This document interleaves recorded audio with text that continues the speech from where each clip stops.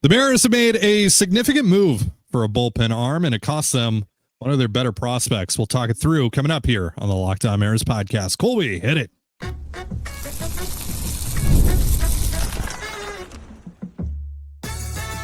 You are Locked On Mariners, your daily Seattle Mariners podcast. Part of the Locked On Podcast Network, your team every day. Ahoy, sailors. It is Saturday, December 6, 2025. You're listening to the Locked On Mariners podcast, part of the Locked On Podcast Network, now the #1 sports podcast network. My name is Ty Gonzalez, and I'm joined as always by my co-host Colby Patnode. We're two lifelong Mariners fans who've been covering the team for over half a decade. And today we're talking about a pretty substantial trade for the Mariners, who've acquired left-handed reliever Jose A. Ferrer from the Washington Nationals for prospects Harry Ford. That's right. Harry Ford has finally been traded, and Isaac Lyon. We'll get into the fit, the costs, and the upside of Ferrer and why we think the Mariners paid what it took to get him. But before we do, I want to shout out our title sponsor today, Gametime. Download the Gametime app, create an account, and use the promo code LOCKEDONMLB. That's LOCKEDONMLB for $20 off your first purchase. So this episode coming out a little bit later than I would have hoped, but I was out when the trade broke. Colby called me and told me about it, and my first reaction was not great. I'm going to be honest with you. When I heard the cost for Ferrer, mostly because, I mean, look, we're big Harry Ford guys here. But I'm glad that I actually had some more time than usual to kind of sit on this trade and to think about it more, because there is kind of like a personal side of this. Now we've never met Harry Ford. You know, we don't know the guy, but like we've been big fans of him since he was drafted. His dad's been a big supporter of ours as well. He's shown love quite a bit over the years. And you know, we really like Harry, and by all accounts, like Harry's a great dude. And you know, while we've had him in off-season plans, like traded him in off-season plans, we traded him, funny enough, to the Washington Nationals in our most recent off-season plan. And, you know, we've talked a lot about him on Fan Fiction Friday and all that stuff. You know, there was still a part of us that wanted him to be a part of this thing long term. So that aspect of it is sad for us. But on the flip side, this is obviously something the Mariners needed, you know, another left-handed reliever. We know that is something that they identified and targeted heading into this winter as something that they wanted to add alongside Gabe Speier, and you know, someone better than Caleb Ferguson, who they paired alongside Speier in 2025. Ferrer is someone that we've talked about quite a bit over the course of the winter. We talked about him a couple of days ago when Adam Jude mentioned him in his article on the Seattle Times about all the relievers that the Mariners are interested in. And you know, he's probably not going to be the only reliever that the Mariners bring in, but there is a lot of upside here. There's also some concerns, I don't know if I would necessarily call them red flags, maybe like orange flags. But you know, all off season, you have famously, or maybe infamously, said that you want a daddy in the Mariners bullpen. You want the Mariners to add a daddy to their bullpen. And while Ferrer is definitely not that right now, there might be the potential for him to be. So what do you make of this deal, Colby? Yeah. You know, it is a deal that is, bittersweet for the personal reasons that you mentioned. It's a deal that is really quite fascinating. You know, if you just zoom out and just look at it from a baseball perspective, it is a deal that is largely, a 1-for-1. No disrespect to Isaac Lyons, but 9th round pick. Where did he go to school, Ty? Do you remember? I bet most people don't. So, whatever. He's a part of this deal, but we're not talking about him today. So just like in the grand scheme of things, it's an interesting deal. Obviously our, again, not personal relationship, but with Harry and his family, great dude, rooting for him all the way down there in Washington. He'll get to play every day. So that's exciting. Yeah, that's really cool for him, man. Yeah. Like he's going to get an opportunity to really carve out a role for himself and a little closer to his dad as well. So like, that's awesome. Sure. And his family from Georgia. So, there are, while it's bittersweet, I am happy that Harry will get an opportunity that he just unfortunately was not really going to get here in Seattle. Yeah, we talked about it. He was going to have to, learn how to play in the outfield or learn to play some third base or some second base if he was going to get regular playing time. We've been talking about Harry Ford being a trade target or a trade, asset for a while.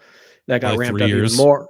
Yeah, that got ramped up even more when they took Luke Stevenson in the first round this year. So, it's not surprising. It is a little bittersweet, and it is interesting because, if you just want to look at the surface numbers of Ferrer, and by that I mean ERA, which is kind of the go for, the average Joe baseball fan.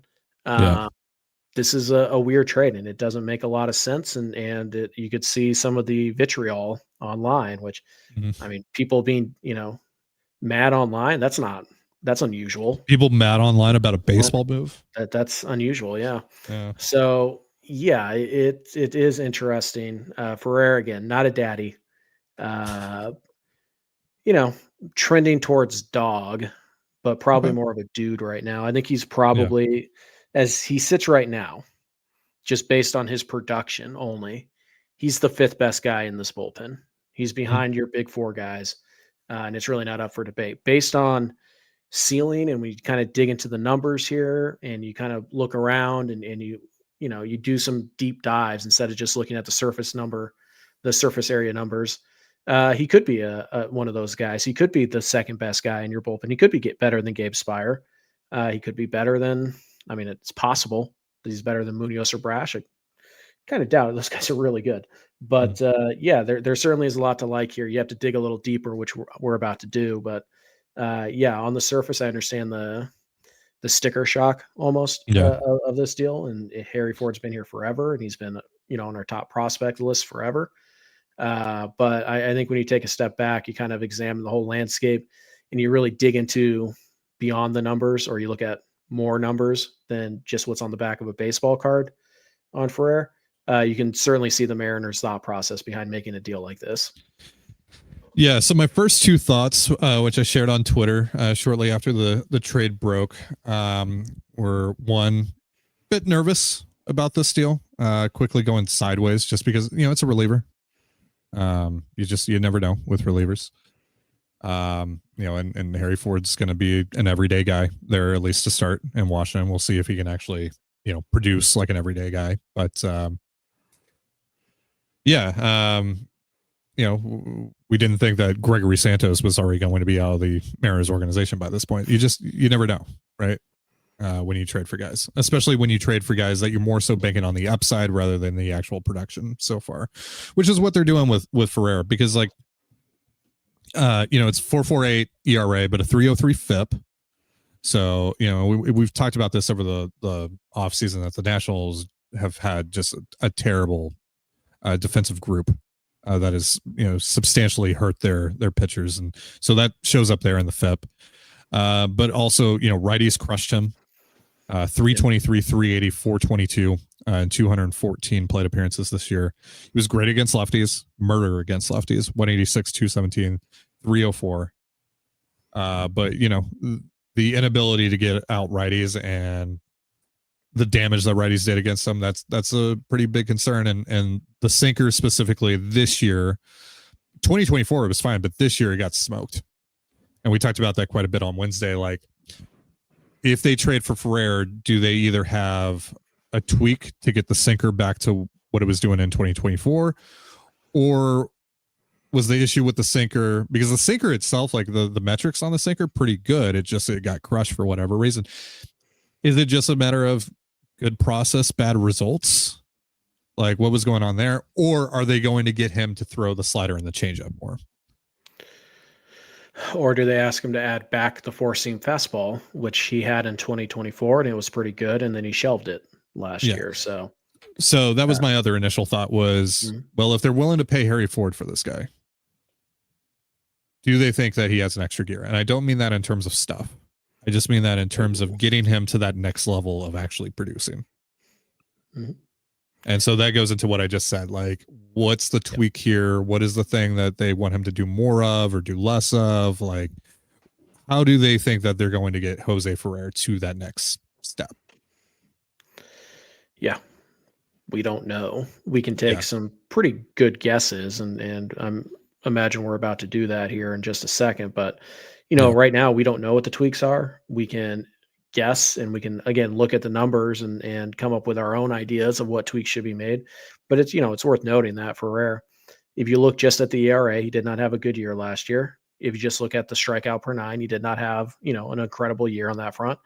But just in general, what does Ferrer do well? He throws incredibly hard. His stuff grades out very well. He gets a ton of ground balls, like elite amount of ground balls. And he's pretty good at avoiding the barrel. Like it's hard to do, home run damage off of this guy. So those are just what you're starting with. And then when you kind of dig more into those numbers on the secondary pitches and kind of, where this guy could end up, it's real easy to see the path to being, a dominant lefty out of the bullpen and even a way to manage righties. Like with how much he dominates left-handed hitters, he only needs to be good against righties. He just can't, have a 380 on base against him. And part of that profile, by the way, is that he gives up a lot of ground balls, which means he's going to give up more hits than other relievers because he's not going to strike out as many guys. It's easy to say, well, Washington's infield defense was terrible last year, and it was. So some of those balls should have been outs. They turned into hits. Then you remember the Mariners infield defense. And so I can't say that that's going to get much better for him. Right now should be better with Ben Williamson currently penciled in as the third baseman. That will help. But JP Crawford, one of the worst defensive shortstops in baseball, he's written in pen to be the starting shortstop in 2026 for the Mariners. Cole Young was obviously hurt last year. How much did that impact him defensively? He was obviously pretty disappointing defensively. But right now he's written in pencil as your second baseman. But if he doesn't play second base for you this year, seems like it might be Jorge Polanco, the favorite. Yeah. So that, things don't get better on that front either. So, it's possible that the Mariners infield defense and obviously like Josh Naylor will help with that, having a full season of him, that helps. But it's possible, the Mariners infield defense will be better. Will it be better enough though, for them to take full advantage of the extreme ground ball rates that Ferrer offers? I don't know.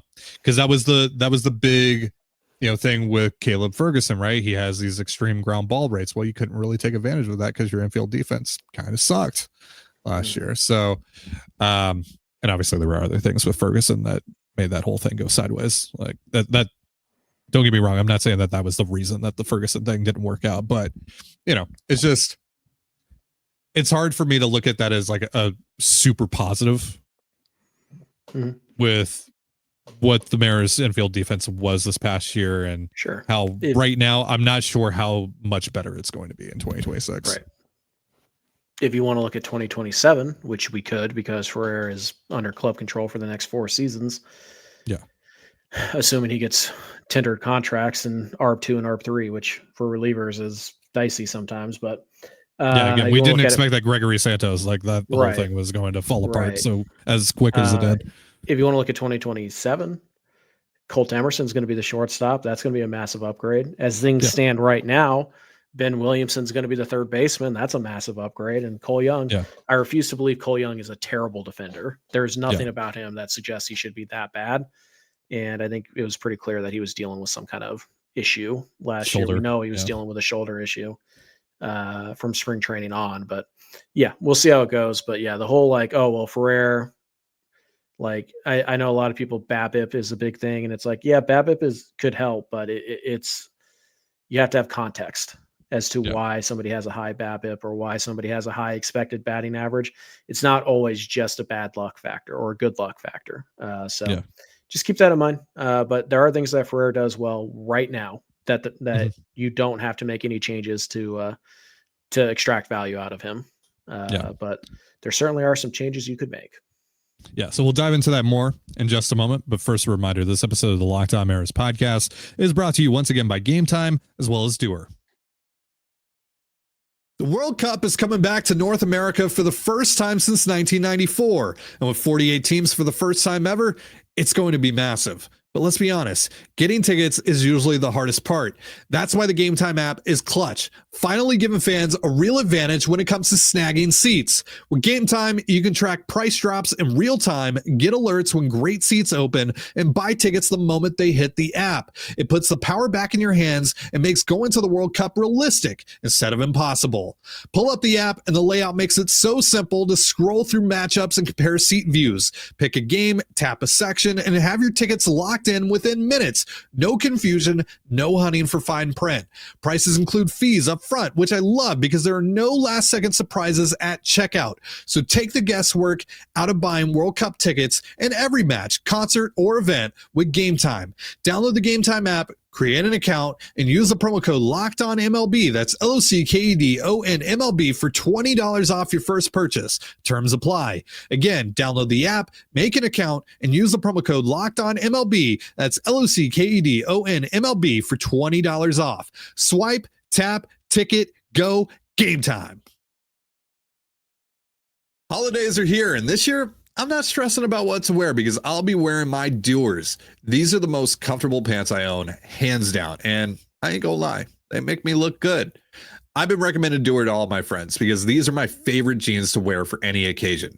I can really tell a difference with Doer's high quality, temperature regulating Cool Max fabrics. They keep me warm, but I don't overheat.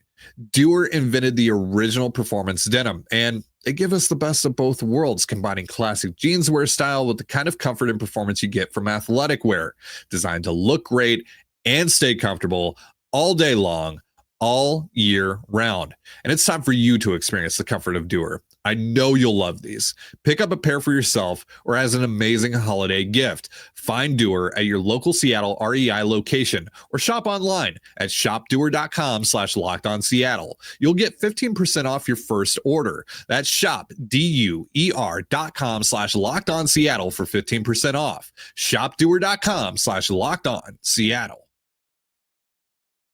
And you're listening to the Locked On Mariners podcast, part of the Locked On Podcast Network, your team every day. Thank you so much for making us your first listen, as always, for all things Mariners. And also thank you for making Locked On the #1 sports podcast network. So the Mariners have acquired Jose Ferrer, left-handed reliever from the Washington Nationals. Talked a little bit about what we like, what we don't like about him. Let's get more into that, though. What do you like the most about Ferrer? What do you think the Mariners could really work with here? And then what are some of the concerns that you have about him moving forward, not just with what he's done so far in Washington?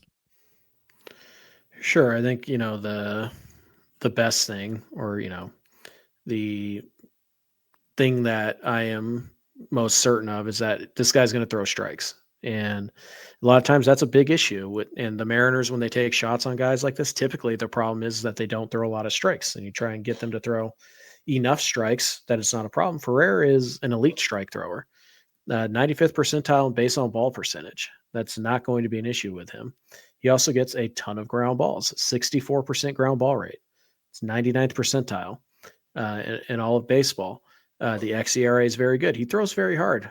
Two-seamer that averages 97.7 miles an hour. He also has a four-seamer that he didn't throw in 2025 that, is 98 to 100. This is a live arm. And when you take a deeper look at the stuff, it's not like he doesn't have an effective changeup or an effective slider. By the way, the slider is relatively new. For him. He only threw 26 of them in 2024, and last year he only threw 90 of them. But when you look at the numbers, particularly of this last year, he only threw 90 sliders, but opponents hit 105 off of that pitch with a 158 slugging percentage, and he generated a 52.5% whiff rate on that slider. So you figure another year, more comfortable throwing it. That's an easy fix that the Mariners could implement. Hey, let's throw that slider a little bit more. It's really pretty good. But that's not it, because when you look at his primary off-speed pitch, which is his changeup, opponents hit 221 with a 324 slug, and the changeup itself had a 47% whiff rate. Those are two elite whiff rates on two different off-speed pitches to go along with a blazing fastball from the left side. So when you kind of look at hey, how could the Mariners possibly get more swing and miss? It's right there in front of you. Throw more sliders, throw more changeups. And for a guy like Ferrer, who just kind of started throwing the slider recently, that's an easy thing to fix. It's, hey, throw the more, trust it, throw it more. Obviously he's probably not ever going to be a heavy slider guy. These guys have to feel comfortable with the pitches you're calling, but the Mariners are absolutely going to ask him to throw more sliders because the Mariners have to get more swing and miss out of him. If Ferrer is just a 9K per 9, or if he's a 10K per 9, which by the way, he was in the second half of last year, his strikeout rate jumped from 20% in the first half to 26% in the second half, which is I didn't know that. That's interesting. Yes. And if he just does that for the entire year, this guy might be a 1.5, 2-win reliever again. Yeah. And you have him for 4 years. He's not making any money this year. So that's nice. It's a potential not yet, but it is a potential high leverage option that appears, at least to me, might just be a usage tweak that needs to be made. There's no mechanical change you have to make here. He throws strikes. He throws hard. The stuff is already good. There's nothing to change there. Throw a few more sliders, throw a few more changeups, maybe reintroduce the four-seam fastball at the top of the zone to try and get more value out of the two-seamer at the bottom of the zone. There's a lot to like here when you really dig into the profile and you look at the trends of his off-speed stuff. And next year, maybe it's, hey, we're only going to throw 60% sinker, and we're going to throw 25% changeup, and then we're going to throw 15% slider. That would double his slider usage, and that's a way to generate more strikeouts, more whiffs, and that's what you need to be a high leverage reliever. You can't really be a high leverage guy if you only trust the dude to come in at the start of an inning, right? Which with Ferrer and his current profile is kind of how you have to use him to start an inning, because he's probably going to give up a hit. And when you have runners on second and third and 1 out and you're up by 1 in the 7th inning, you kind of can't give up a hit. You can't let them put the ball in play. And Ferrer's not the guy that you go to get that strikeout yet. But when you look at the changeup, when you look at the slider, there is potential for him to be that guy. And it may be as simple as just throw your off speed a little bit more, because statistically speaking, it's great. It's elite off speed stuff. Yeah. Trust it, throw it. So if get that guys is more off balance rather than just constantly attacking them. Right. And, that seems simplistic, and maybe there's a little bit more to it from the Mariners side of things, but it is not out of the realm of possibility. That's all the Mariners ask this guy to do. And he immediately improves because the Mariners have done it in the past. And by the way, the Nationals, not exactly known for player development over the last 4 or 5 years. So, well, and this to me, this just screams that the Mariners think that they can turn this guy into a legitimate daddy, if you will, Colby. Because they love Harry Ford. Yeah. Love him. And while they have included him in some other discussions and all that, he was included in the Duran discussions, which obviously Duran's one of the best relievers in the game. They have been, for the most part, unwilling to part with him unless they felt that it really made them better. Yep. And essentially having this be a 1-for-1, no disrespect to Isaac Lyon, like that says a lot to me about how they feel about Jose Ferrer. And I'm glad that you mentioned the club control and how he's not making any money yet. So yeah, 4 years of club control. He's pre-arb, which means that all the money the front office had available to them before this trade, they still have available to them now. Yep. Now they're going to have to go out and use maybe some of that to go get a backup catcher. We'll talk about that a little later on. But that allows them to do, whatever else they want here within reason, to go get Jorge Polanco back or trade for Ketel Marte, add another reliever. Maybe they actually spend legitimate money on another free agency. Yeah. Yeah. On another reliever. So, this trade checks off a significant item off of their to-do list, and it also doesn't limit them at all. It gives them the same flexibility, if not more, than they had, a couple hours ago. Yep. Yeah. It's, again, you have to think ahead with trades like this, because the sticker shock is a real thing. I think also what we might have learned here is that, Harry Ford just didn't have as much trade value around the league as we thought. That's a distinct possibility. And again, we've talked about this and a lot. the other thing too is like, how did the Mariners feel about him playing other positions? So they actually think that was a real possibility. For us, we look at him and we go, well, that's a highly athletic dude. Surely, he can play left field or he can play second base. But we've seen a lot of highly athletic dudes try and play out in the outfield and they're terrible at it. So maybe they feel like that wasn't a realistic option for him. Mm-hmm. I don't know. Sure. I mean, and again, one thing we always say, and specifically about Harry Ford, we've mentioned this every single time we brought him up in trade talks, is that beauty is in the eye of the beholder in these trades. And Harry Ford is one of the more polarizing prospects in all of baseball, because there are still some people out there who don't think this guy can catch, which I think is absurd, but whatever. They don't think he can catch and they don't think there's any power there. And so they think he might just end up being a part-time slap hitter, and obviously he didn't steal that many bases last year and blah, blah, blah. Like, there are some teams out there who just look at Harry Ford and be like, that guy's a fringe major leaguer. He's not a great prospect. He's not a good prospect. There are some teams. Yeah. JJ Cooper of Baseball America said he's not one of the 10 best catching prospects in baseball. According to him.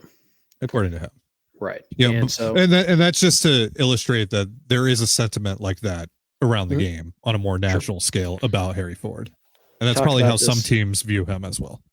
We talked about this when people, bring up Las Montes as like a trade partner or as a trade chip in some of these Fan Fiction Friday deals. And we certainly talked about it whenever Harry Ford was brought up as a trade chip in the Fan Fiction Friday trades, or even in our own trade discussions that we like to have. Like, we think he's worth this, but we don't know, because we don't know if that team likes him or not, because we know that there is a large chunk of teams that just look at Harry Ford and go, we're not that interested in him. So it's just one of those things where I don't think the Mariner, like a lot of people say, oh, they left talent on the table. They could have gotten more for Harry Ford. You'd think, but we don't know at all. Like, the Mariners have had trade talks for how many years with these different front offices. They kind of have a good idea of what Harry Ford is worth to them and the market. And they felt like this is the best that they could get. So I can tell you how I feel about the trade they just made.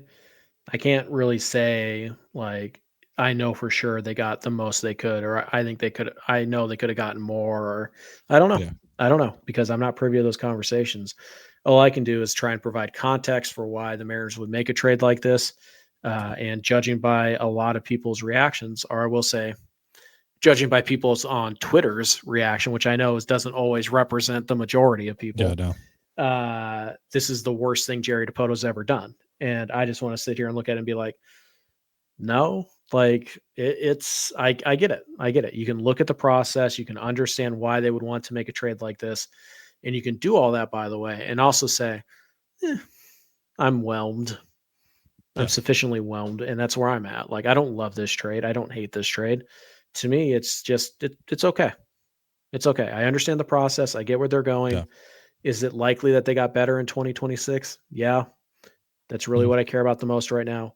But overall, I'm just like,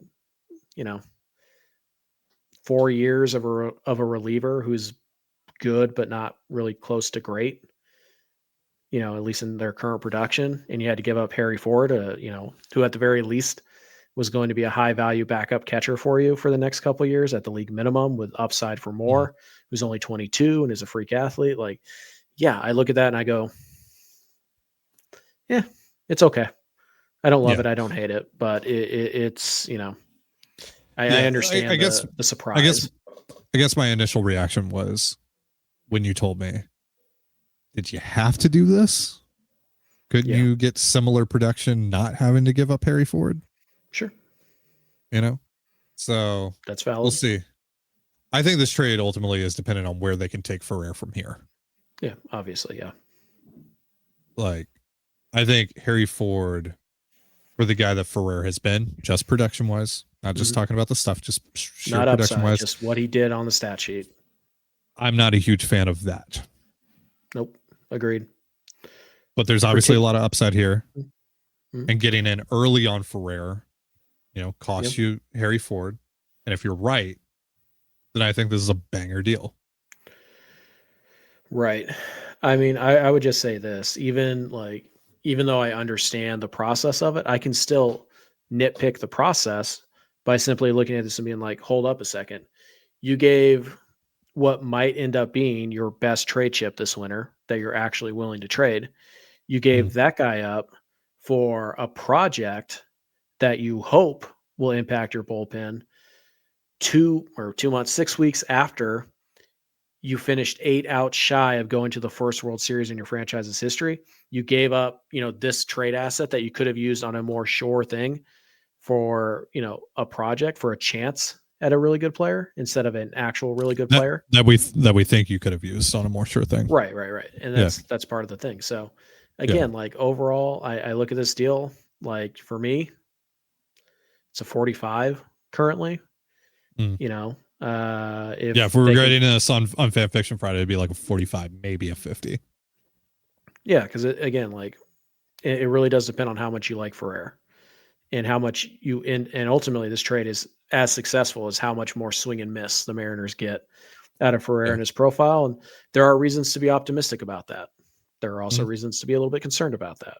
We'll just have to wait and see how it plays out. Unfortunately, we won't know if this is a thing until next year, middle of next year. But again, there are some positives. He was really good in the second half, particularly on the swing and miss front, which is exactly what the Mariners need to have this deal pay off for them. So the Mariners now need a backup catcher. Who could that be? We'll talk about that in just a moment. But first, a reminder, this episode of the Locked On Mariners podcast is brought to you by FanDuel. NFL Sundays move fast. One big play and suddenly everything feels different. That's what makes live betting with FanDuel so exciting. You're not just watching the game, you're reacting to it in real time. With FanDuel, you can place bets as the action unfolds. Every drive, every momentum swing, every highlight moment. Live betting is best when the game starts to shift, a receiver gets hot, a defense tightens up, or the momentum flips after a turnover. FanDuel lets you jump into the moment as live spreads and money lines adjust instantly and player props update as guys heat up. You can bet next touchdown scores, drive results, totals, and more. It keeps you locked into every snap, every drive, every possibility. So if you want to be right in the middle of the action this season, visit FanDuel.com and place your NFL live bets all season long. FanDuel, the game moves fast, and so can you. And you're listening to the Locked On Mariners podcast, part of the Locked On Podcast Network, your team every day. As always, if you want to hear from me and Colby even more and help support the show, we have a Patreon. It's called Control the Zone. And on there, we talk Mariners, we talk Seahawks, we talk all that good stuff. For more information, go to patreon.com/Control the Zone. Link in the description. So while Harry Ford is still a prospect, the Mariners did trade from their major league roster today to address their bullpen. So now they need a backup catcher.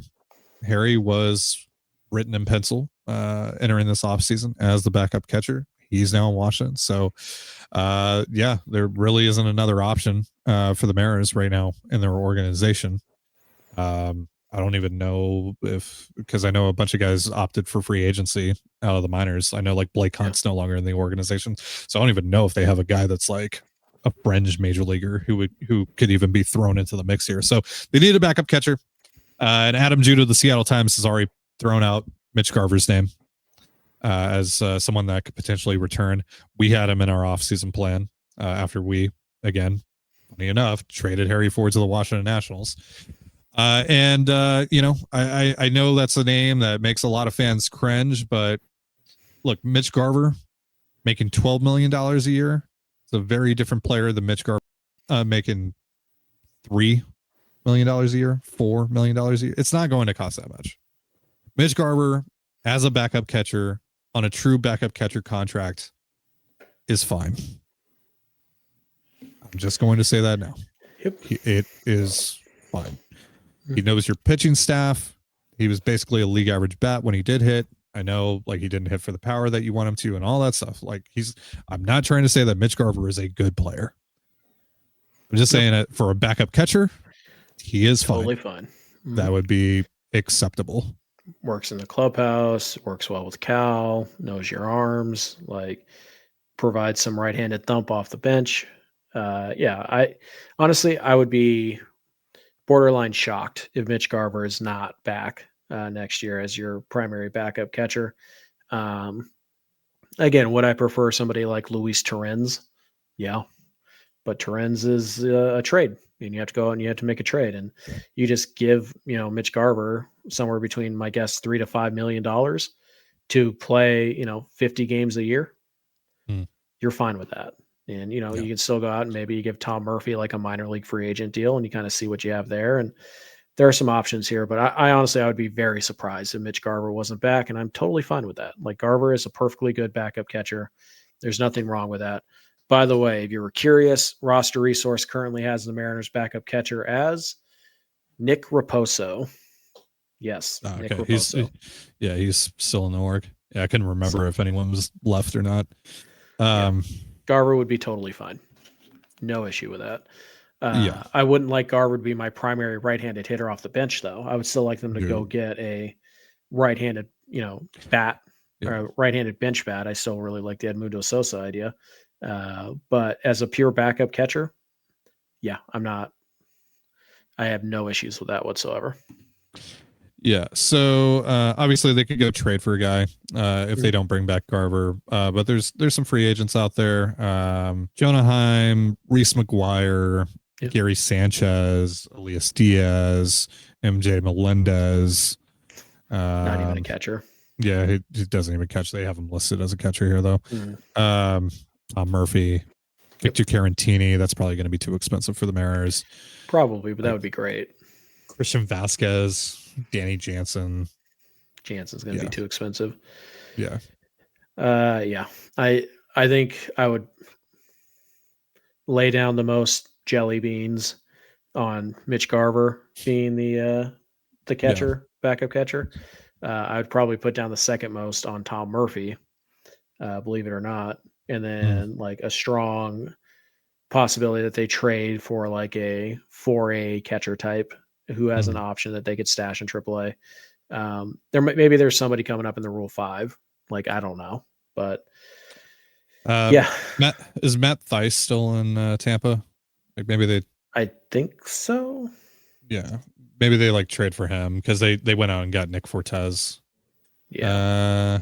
No, he's a free agent, so I don't know. Maybe they go like sign Matt Theis or something. Sure. Again, we're talking about a guy who, unless disaster strikes, which possible, catcher is not exactly the safest position on the diamond, but unless disaster strikes, you're asking that guy to play max 45, 50 games all year. I mean, the one thing that I was hoping with Harry was like maybe Harry proves that he can actually produce, and that means that the Mariners would actually be willing to get Cal off of his feet some more, and either DH him or just give him more true off days, which he could really use. They have to do that anyways. That's I don't know. Now that feels like that's not going to be the case. But I will say right now on December 6th, I don't care who the backup catcher is. Cal Raleigh needs to get off his feet more in 2026 than he did in 2025. I don't care if it's Nick Raposo. Raposo needs to start 35, 40, 50 games behind the plate, and you have to live with it. So go spend some money on a decent backup catcher. Well, and now you can because you addressed one of the bullpen spots that you wanted to for probably free. One of the pricier openings you had on your roster, because we know bullpen arms, even just like the good, not great ones, get $7-8 million. Backup catcher is only going to get 4 or 5. Yeah. So my guess is Garver. I don't know when we'll hear about that. I don't know, what his market looks like, if there even is a market there for him. Right. But that's my guess. And then, winter meetings start tomorrow. So we'll see if maybe the Mariners, because, Jude mentioned a few other guys. Maybe they're still in on those guys. Heading into the winter meetings, you could have more than two lefty relievers in your bullpen, and it would be totally fine, especially if it's someone like Matt Strom, who gets out righties even more than he gets out lefties. So, and just something to keep in mind. I'm not saying it always happens this way, but it has happened in the past.